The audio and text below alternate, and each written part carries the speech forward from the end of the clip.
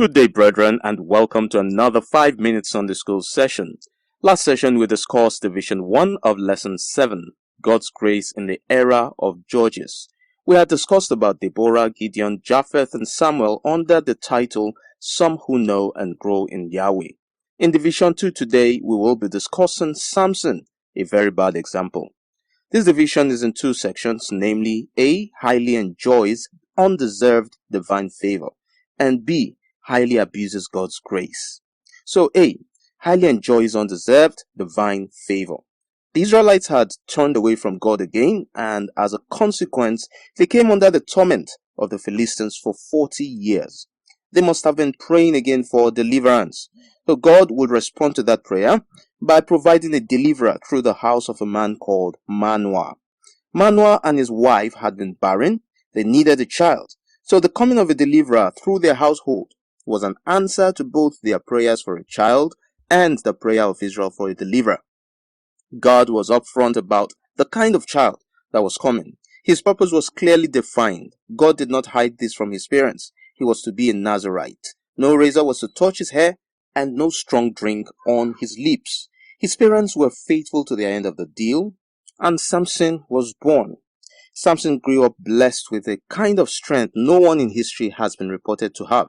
He became a one-man army, feared by the enemies of Israel. He never needed to prepare for war. He was always ready for it. The Bible says the child grew and the Lord blessed him, and the Spirit of the Lord began to move upon him. We see him kill a lion with his bare hands in Judges chapter 14 from verse 5 to 6, and then he killed 30 Philistines all by himself. At another occasion, Samson caught 300 foxes, tied them in pairs by their tails, set fire on their tails, and used the foxes to burn down farmlands of the Philistines. Samson attacked and killed many Philistines, including when he used the jawbone of an ass to kill over 1,000 men who had come to arrest him.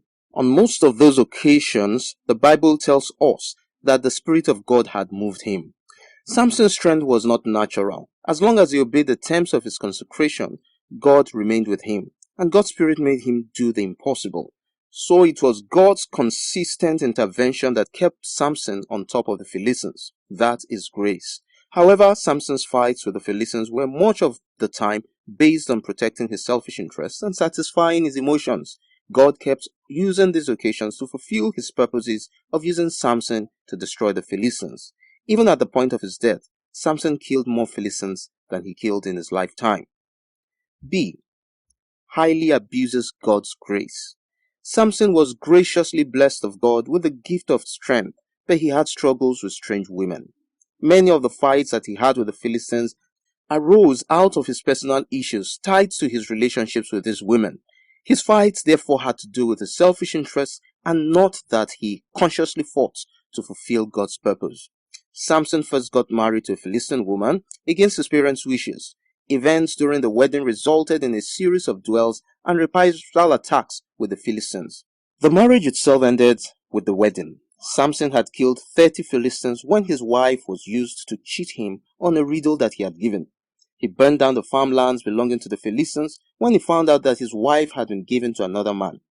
His wife and father-in-law were burnt to death by the Philistines. This caused Samson to attack and kill several of them again. Samson later got involved with an unnamed prostitute in Gaza before he began a love affair with the popular Delilah, who eventually brought him down.